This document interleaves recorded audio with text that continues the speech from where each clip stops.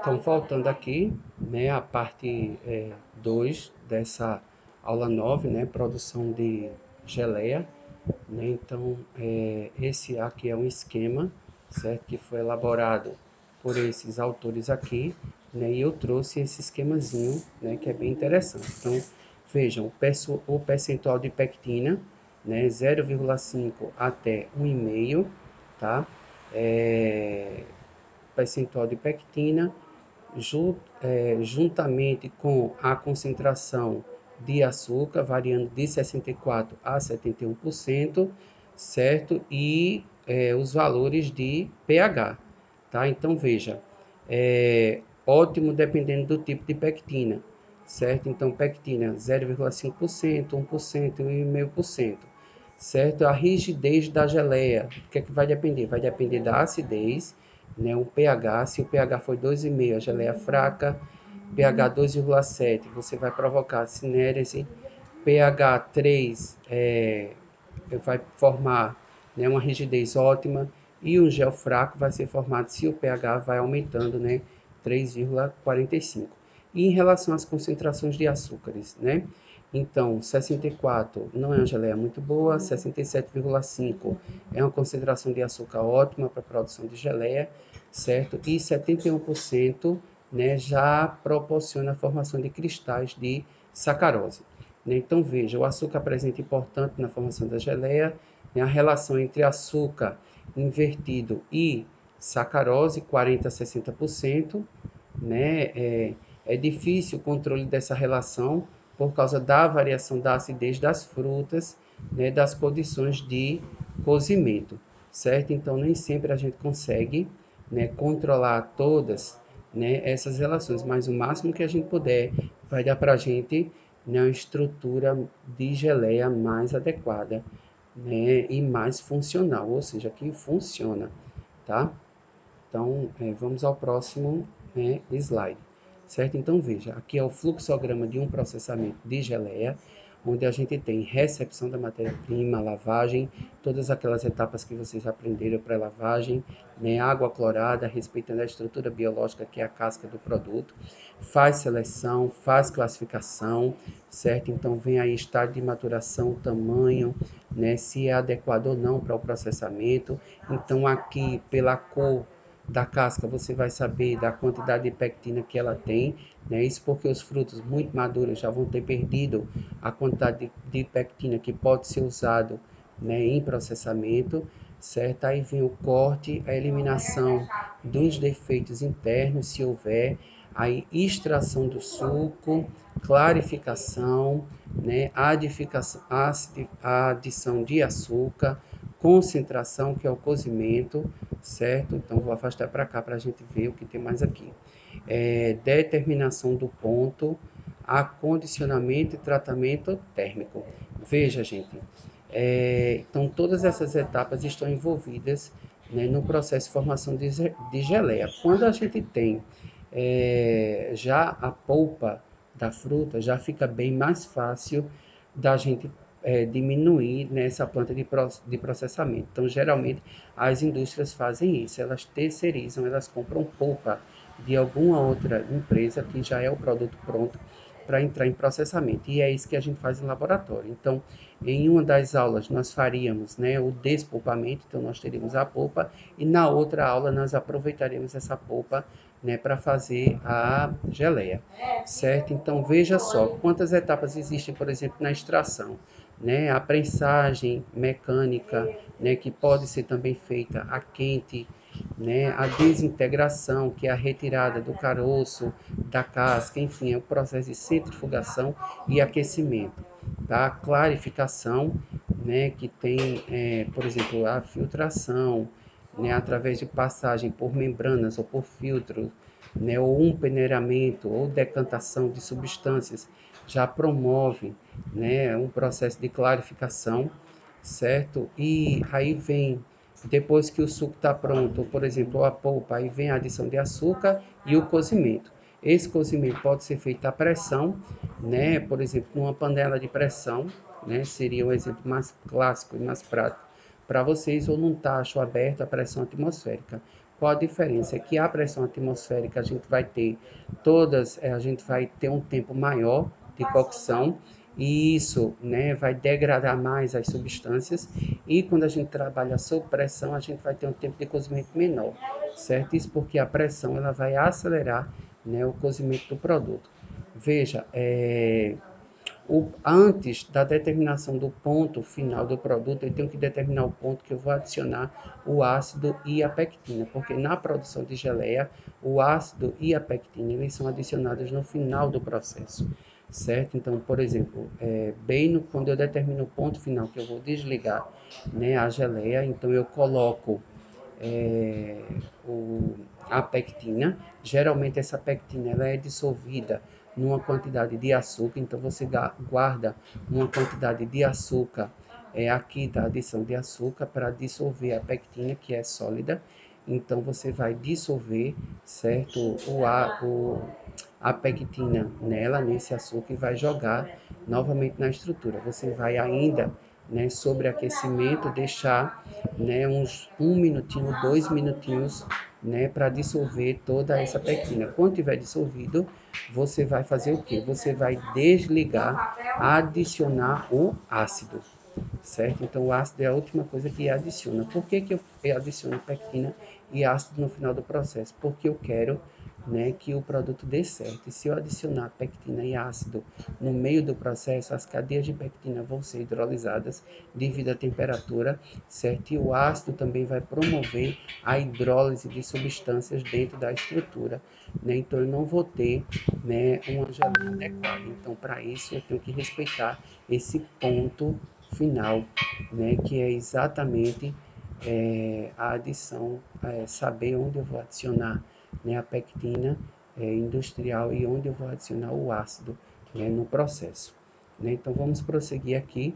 Então eu tenho algumas observações em relação ao processo, né, as correções tanto de pectina quanto de ácido se efetuam no final do processo, já falei para vocês, né, os conservantes que podem ser utilizados, né, os permitidos em legislação, geralmente benzoato de sódio, sorbato de potássio, dióxido de enxofre. Todos esses compostos eles têm mecanismo de ação que eles impedem a reação de escurecimento e uns deles também são antimicrobianos, então eles combatem a ação dos micro-organismos no produto, certo? Então você só tem que ter cuidado com a adição, com a dosagem, né, que é permitida em legislação. E esses conservantes, eles sempre são adicionados ao final do processo. Mas veja, os nossos objetivos sempre em laboratório é produzir, né, sem adição de conservantes. Geleia. Por quê? Porque geleia é um produto que leva muito açúcar e o açúcar já é um conservante natural, certo? Então não é necessário que a gente adicione, né, uma quantidade grande não é necessária a adição de conservante. Então constitui como objetivo, né, no nosso processamento a gente ter, né, diminuir ou não ter essa adição de conservantes no processo.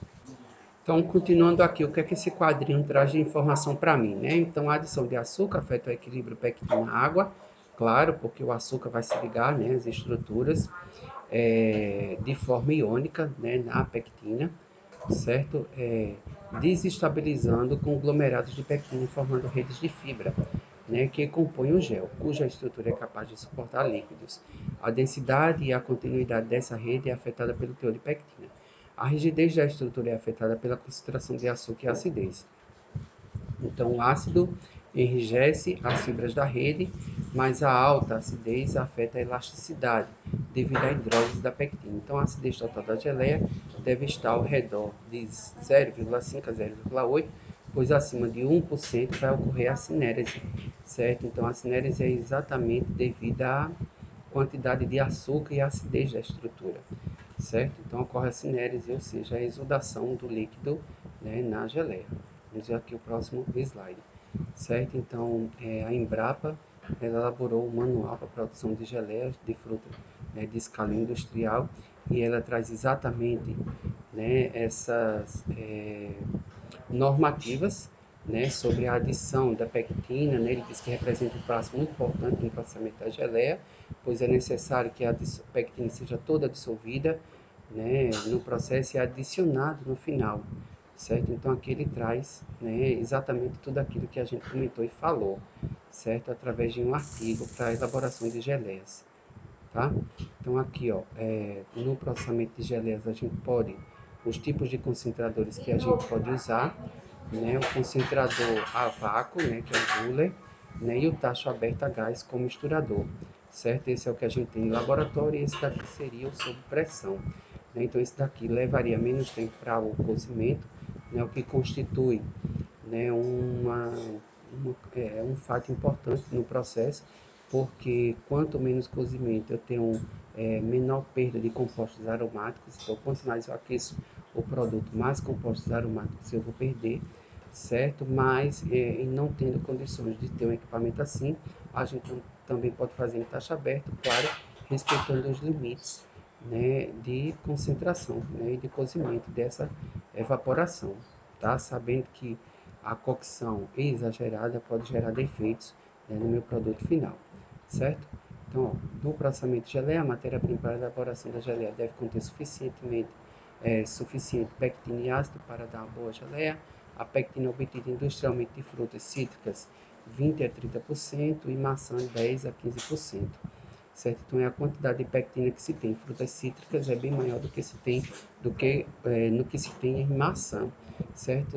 Se dizem até, se conta a história que se descobriu a geleia exatamente porque se faziam compotas de maçã e observavam-se, né, que de um dia para o outro, quando essa compota esfriava, tinha lá não mais a compota, mas a formação gelatinosa, né? E aí foi a origem da geleia vem daí, né? Se não estou enganado, foi no Reino Unido, né, na Inglaterra que isso foi observado.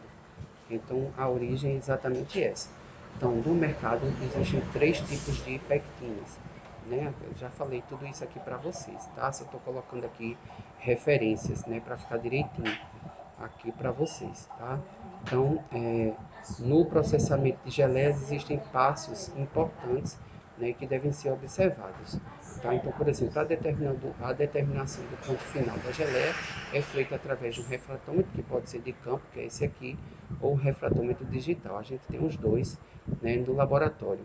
E a concentração de sólidos solúveis, né, SST, vai variar de 65% a 70%, certo? Então, no refratômetro, quando eu vou observar o de campo, eu vou ver essa escala e ele vai medir exatamente, né, 65, 70, o que eu quero, tá? Então, a medida do ponto através da temperatura de ebulição, tá? No momento da formação do gel, certo? Tem que estar abaixo de 1 grau Celsius para 250 metros de altitude. Isso aqui é a forma, né, correta de se medir, né, esse grau Brix, tá? Mas esse aqui são os aparelhos, né? E esse aparelho vai medir exatamente, né, o ponto final do meu processamento. Então veja, eu durante 3 a 4 vezes do processo a gente sempre faz essa medida porque a gente quer saber se chegou, né, no ponto. O ponto final, tá? Esse 65 a 70 é o que ele recomenda, mas eu sempre desligo antes, porque eu sei que quando esfriar, né, a geleia chega exatamente nesse ponto. Então, quando eu faço a medida no grau Brix, quando eu chegar a 55, então já é a hora, né, de eu ter cuidado para desligar, né, adicionar a pectina, né, deixar ferver um pouco, né, 2, 3 minutos, como falei para vocês, e depois adicionar o ácido e desligar, tá? Porque quando esfriar, ele vai exatamente ter essas especificações, certo? Essas são as experiências práticas, né, que a gente faz em laboratório e descreve aqui para vocês. Tá? Então aqui eu tenho um artigo, o efeito de diferentes processos sobre o teor do ácido ascórbico em suco de laranja utilizado na elaboração de bolo, pudim e geleia, certo? Então aqui ele foi medir a quantidade de ácido ascórbico, né, em geleia e ele viu que o que? No suco in natura, né, ele tem 48,5 55%, na geleia 36,48%, certo? E suco com sacarose 33,08% e após aquecimento 30,43%.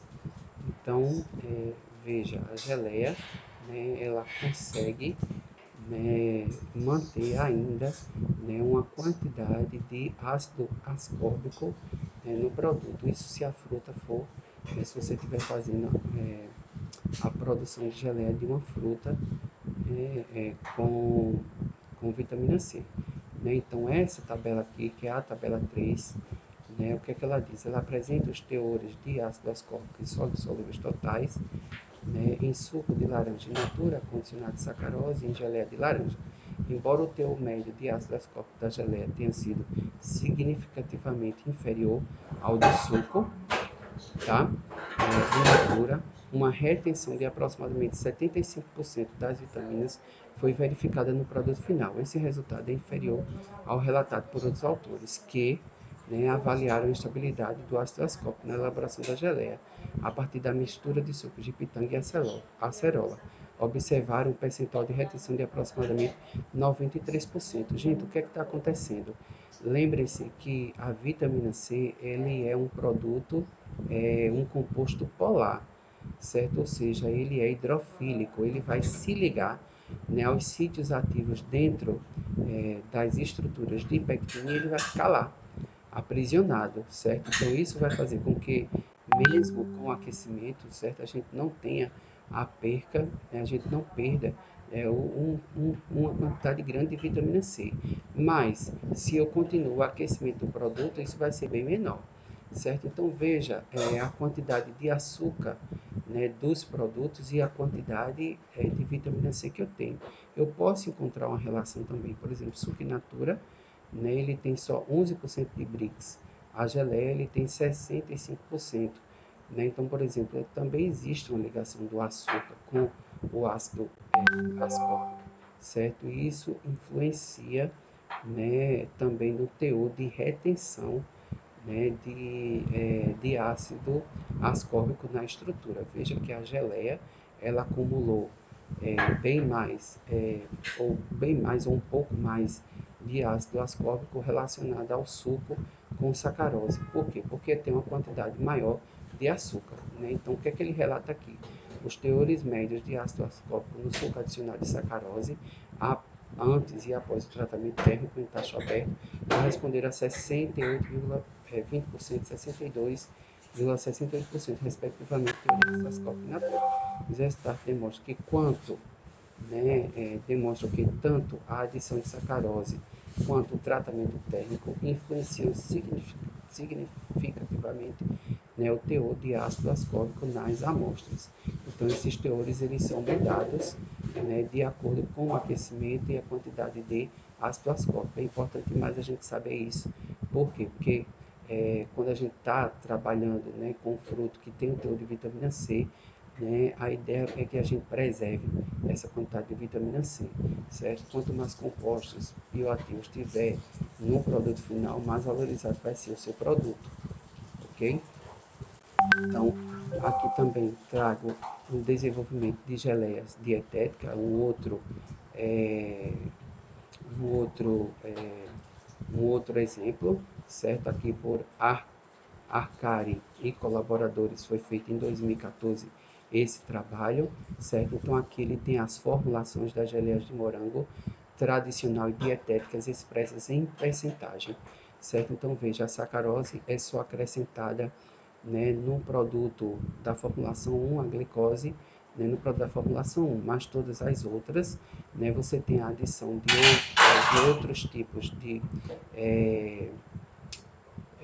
outros edulcorantes, né, que são esses açúcares, né, sintéticos, certo? Você tem a adição da pectina de baixo grau de metoxilação e você tem a adição dos íons bivalentes de cálcio, certo? Então, o que é que ele conclui aqui, tá? Que as pectinas BTM podem ser utilizadas em geleias de baixo teor, né, de 15 a 60%, né, de sólidos solúveis. Geleias dietéticas, iogurte, doces de leite, entre outros, para a formação de géis, a pectina BTM necessita de sais de cálcio solúveis que podem estar presentes nas frutas, no leite ou podem ser adicionadas como soluções diluídas de fosfato. Aqui no caso você vê que ele era geleia de morango, então ele tem que adicionar, certo? Porque a quantidade de sais de morango que tem não é suficiente, né, para formar.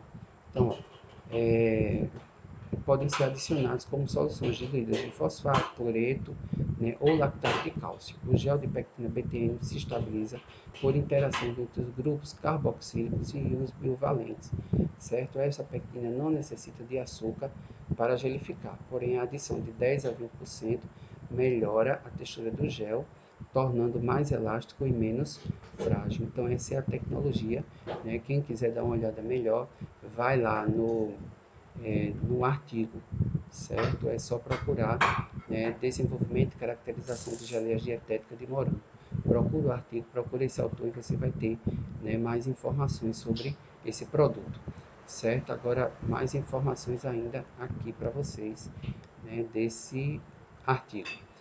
Então, ele observou que a geleia dietética apresenta um menor conteúdo de açúcares, né, redutores totais, açúcares totais, sólidos solúveis totais e maior conteúdo de umidade, né? Então, tem um maior aprisionamento de água. Então, é uma geleia numa consistência diferente daquela tradicional, mas não deixa de ser boa, certo? Apresenta polifenóis totais, antocianinas totais, tá? Maiores do que, né, a formulação tradicional, tá? Durante o armazenamento, ocorreu aumento na concentração de açúcares redutores totais na geleia dietética. Os resultados, né, evidenciam menor vida de prateleira do produto dietético quando comparado ao produto tradicional.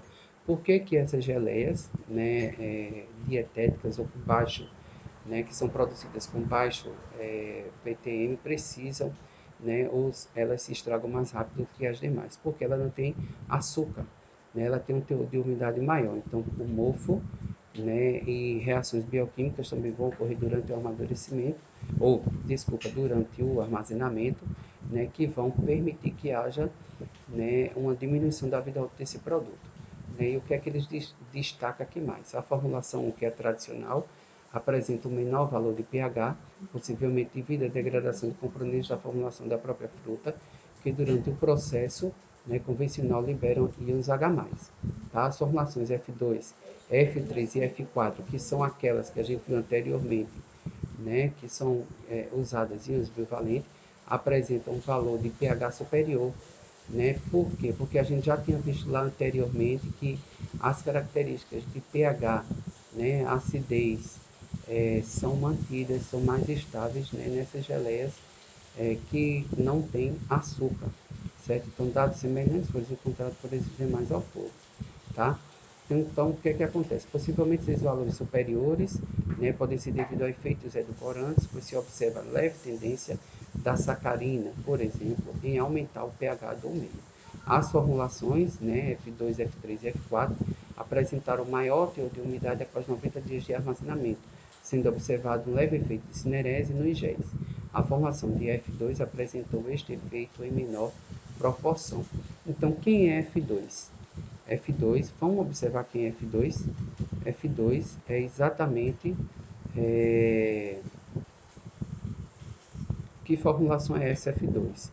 Certo? Essa formulação F2 tem 94% de polpa, aspartame, xilitol, 2,5 de pectina BTM, 0,5 cloreto de cálcio e 0,2 de benzoato de sódio. Então, ou seja, tinha conservante aqui, tem os cloretos de cálcio, certo? Então, essa foi a pectina que apresentou, né, o melhor resultado aqui, dentre essas geleias com diet, certo? Sem adição de açúcar, ok?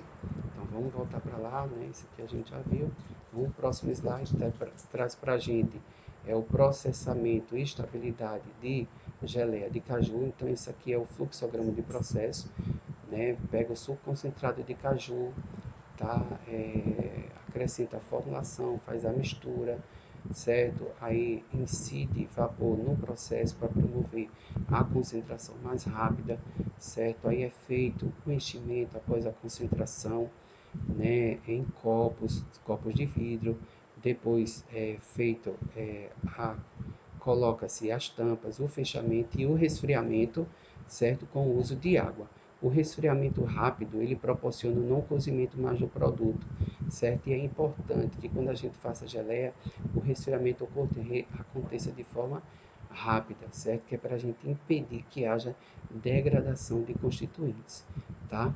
Então, o que é que ele avaliou aqui?